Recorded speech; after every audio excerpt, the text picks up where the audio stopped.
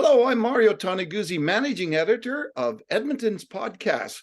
Joining me today is Carly Gramlich, who is founder and CEO of Upper District in Edmonton. Thanks for joining us today, Carly. Thanks for having me. Well, let me just start by asking you, tell me a little bit about Upper District, what it is and what you do. So I'm the founder and CEO. We're about 6.5 years old, and we're a Canadian-based sustainable luxury fashion and accessories brand. So we've launched our eyewear line. We're currently building out our expansion. That involves apparel with the ability for tracking impact, guaranteeing authenticity, and the ability for resale. So, do you have like a physical presence in Edmonton, or can you talk a little Uh, bit about that? yeah, so right now we're kind of building out more so our physical retailer side of things. Eventually kind of moving into omni-channel as well. But ultimately what we decided initially was working with physical. So as a newer brand, we really wanted, especially within luxury, we really wanted to hone in on that customer experience. So the way to do that, we felt, in terms of like our budgeting constraints, the best way to do it would be through physical. So partnering with retailers who are, kind of well aligned with our brand values, our story, and can really kind of convey that to the consumer. So we work kind of in conjunction with them. But with that being said, right now we're also, kind of building out the e-commerce side of things as well, and kind of finessing our digital journey. So, in terms of the types of products that you have, maybe you could talk a little bit about the range there. Yeah. So we've got our eyewear lines right now. Our physical retailers always get kind of first dibs at our new collection releases. Again, it's taken some time. We're really finessing our products in that sense as well, kind of our manufacturing, the logistics and all that good stuff. And then we're working on our ready to wear apparel. So that'll be coming through probably in the next 18 to 24 months, I'd say. Okay. What's the history behind this? How did this start and why? It was always kind of an interest of mine turned hobby, turned passion. Ultimately, I grew up, I come from pretty humble roots. So I grew up as a farmer's daughter. We didn't have a lot of money. My mom left when we were kids, so I was raised by a single dad. So, the world of luxury literally was a world away. It was something that was completely out of reach. And as I got older, it was kind of the details surrounding it, and you know it was more of a kind of the psychological side that really drew me to it. It was, like I said, a world away. There were a lot of unknowns. And I really wondered kind of what drew people to luxury, what kind of experience came with it, what kind of, products really resonated with people. So as I got older, I started to kind of look into it a little bit more. Granted, I went kind of the traditional route, so, graduating high school, going to university. I actually have a healthcare background. But it was when I was 26 that I really decided to kind of pursue this passion of mine. So at that time, I was married. We were actually struggling to start a family. And it was kind of one of those moments where you really sit back in life and think about what truly makes you happy. And that's ultimately when I decided to take that leap of faith. So, Hmm. What is yeah. it, do you think that why people are attracted to luxury? Whether it's a vehicle like a Ferrari or eyewear, or whether it's an estate home, what is the draw for luxury? I honestly think it's not the financial value that comes from it, but rather, kind of a personal value, a more personal value. So something you've worked incredibly hard for, Hmm. and now you've really, been able to obtain. Um, and then it's, to me, more of a personal satisfaction, and kind of, what would be the best way to describe it? Kind of that reward. It makes you feel good too, right? Yeah, yeah, absolutely. To know that you Yeah. have, I have a Ferrari. Yeah. Right. I I wish. mean, to everybody it kind of means something different, but for Yeah. me personally it would be that, that piece that you've worked so incredibly hard for. Yeah, yeah. What are your Yeah. plans for the business? Well, first of all, I just want to go back. How'd you come up with the name Upper District? You know what? It kind of hit me one day and it really resonated. I wanted something with a very, refined feel to it. And I was actually just driving to my day job at the time and it hit. So What was your It day had a job? very upscale feel. I actually am a dental hygienist. Ah. Yeah, yeah. So that's where where this all came from. So, when you look at the company going forward, so what are your plans for the company? So right now we're kind of building in tandem within Canada and the US. Um, and then from there, we've kind of been in discussions with European retailers. So Mm, building out our European expansion. We've also been in conversations with large groups and retailers in the Middle East. So we're looking at the UAE in probably 3 to 5 years. We've also been in very early discussions with retailers in China as well. So looking at, Tmall Luxury Pavilion, Lane Crawford. We're going to take the Asian expansion a little bit slower just because of the intricacies and, well, just about every element of business. So that one will probably move within the next, like, say, 5+ years. okay, then. Yeah. Now, in looking at your bio, one thing Mhm. struck me, and it was in quotes. Well, I put it in quotes. You described yourself as being unapologetically unconventional. Okay, you're gonna have to describe that for me. What does that mean and why? So where that all comes from ultimately is my background. I wasn't born into a family, of wealth or a well-connected family. So I've built this from scratch as a farmer's daughter with absolutely no financial backing, no network, and I've really had to take it right from day one. So I think that's unique in the sense that I bring a really unique perspective to luxury because technically I am an outsider. Hmm. So that's where I consider myself unapologetically unconventional because I'm not someone that's typically found within the industry, but I think I bring so much value in terms of that unique perspective and kind of a different mindset. Hmm. Let's talk a little bit about the farm life. Yeah. So, where did you grow up?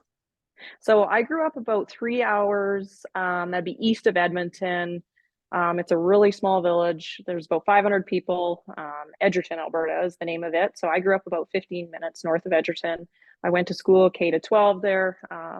It's a very small, tight knit community.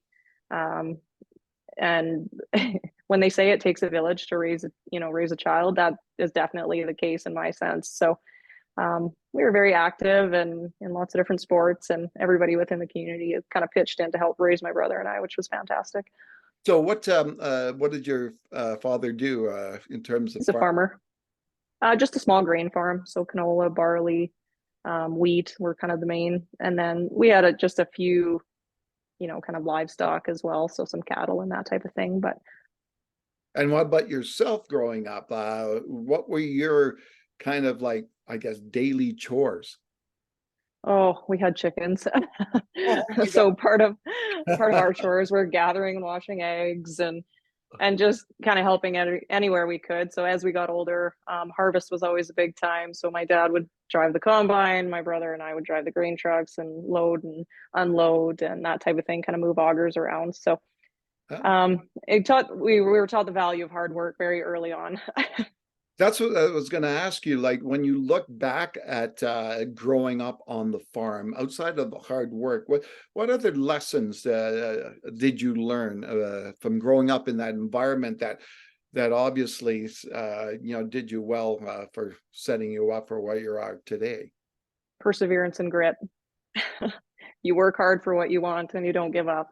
Yeah. So a big part of that too was, I mean, like I said, we didn't have a ton of money, so it was really being financially smart, and making, choices that were going to kind of set you up for success in the long run, which is funny because as an entrepreneur, sometimes that was one of my biggest fears and kind of, stepping outside of my comfort zone was kind of the financial side of things. But yeah, definitely just a lot of perseverance, a lot of grit, and really working for what you want. Hmm. Now, do you go back to the farm? Always, Oh, always. Yeah. It's honestly one of my favorite places in the world to be. And my kids too. I've got a 5-year-old and a 3-year-old, and they love being out there with their grandpa and now grandma. I have a stepmom as well, and uh, so we try to get out there as much as possible. now, besides obviously the people element to it, what's the appeal for you to being back on the farm? It's so serene, it's quiet, and it's a place where you can really kind of take a deep dive into, kind of the mental side of things and just think. Um, when I was out there growing up, like we didn't have, TV or anything like that. We had the two kind of local channels. So we spent a ton of time outside. We were very active kids. And even now when I go out there, in the summer, I'll go for walks and runs and bike rides. And in the winter, I'll take my cross country skis out there and ski. And it's a place where I can really go and think and clear my head. Hmm. Now, Yeah. as you embarked on this entrepreneurial journey a few years back, if you can rewind the clock for a second, what were the toughest challenges you faced setting up a business and starting a business? Oh my gosh. I feel like there's a laundry list of them, to be honest with you. Kind of taking that initial leap was a big one. And then going into it essentially blind. Mhm. The passion was there, but it was a sink or swim, learn as you go, figure it out, and Yeah. essentially learn everything you possibly can, read everything you can, kind of build a network, find your mentors. But one of the biggest challenges that we faced early on was with our US trademark. So the trademark in Canada went through without any issues. In the States, we moved through the entire process until it passed through the examiner. And then it was published in the Gazette, which it kind of leaves it open for other companies to essentially dispute it if they feel that it's too close to theirs. So it was the last day that it was published in the Gazette, we got hit with a dispute. Mm. And it was 2.5 years of legal battle. Oh, wow. And yes, and as a young brand, it was a matter of like, do we just throw our hands up and give up? Or do we sink the money into it, fight through it? Because we knew early on that we had a good chance of winning the case. It was just a matter of, did we have the financial means to push through it? Yeah. So that was a big one for me. It took a lot of, there was a lot of strain. And kind of a matter of like the other side essentially expected us to just throw our hands up in the air and say, okay, fine, you can have it. We give up. But ultimately we pushed through and we got it.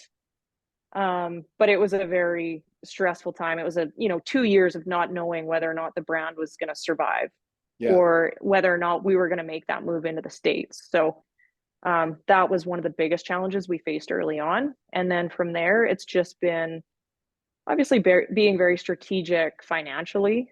We've been bootstrapped thus far. We're looking at doing a raise, but really having to hone in on where we're putting those resources. Hmm. What do you think it was that got you through that time? Grit and perseverance. Go right back to the farm. Yeah, Yeah. yeah, yeah. And just really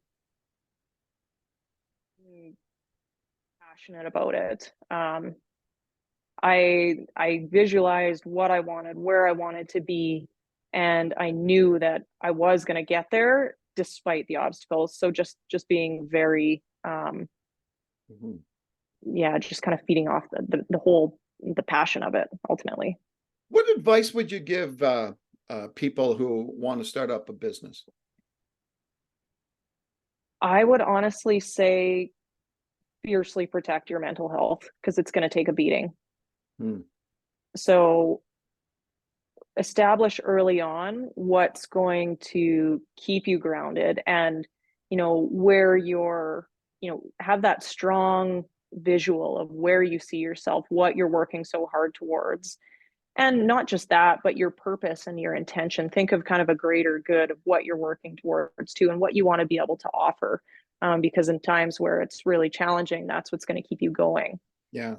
So for example, my purpose and my life intention is to really empower women and girls, and ultimately as I get further down this line, that's what I want to be able to focus on as well. So keep kind of the bigger picture in mind, and just find what you can also do to help kind of step away from it and how you're going to compartmentalize that stress because it's going to hit like a freight train. So Hmm. Yeah. um Do you think that yeah, part of it, that mental health part of it, is something that a lot of entrepreneurs really don't pay enough attention to? absolutely. I think they know that they're going to run into obstacles, but they don't know just how much of an effect it's going to have. So you really kind of have to step back and almost look at yourself from an outside perspective and kind of look for the red flags. Yeah. And I find I have to do that. I have to be really in tune with myself as well, because again, I have two small kids and I don't ever want, the stress I feel ultimately to have an effect on them. So again, it's kind of stepping back and really analyzing where those red flags are essentially. I would say, yeah. Stepping back also, we can talk about the stepping back from the actual business, right? Because as we all know, it's almost, for many, a 24/7 It's job. all consuming. Yeah. It really is, consumes everything of yours. So what do you do to kind of step back and maybe I don't know, try to find that work-life balance that everybody talks about these days? So I've always been fit and healthy, and I really emphasize kind of my physical fitness as well. My physical fitness and my mental health are directly correlated.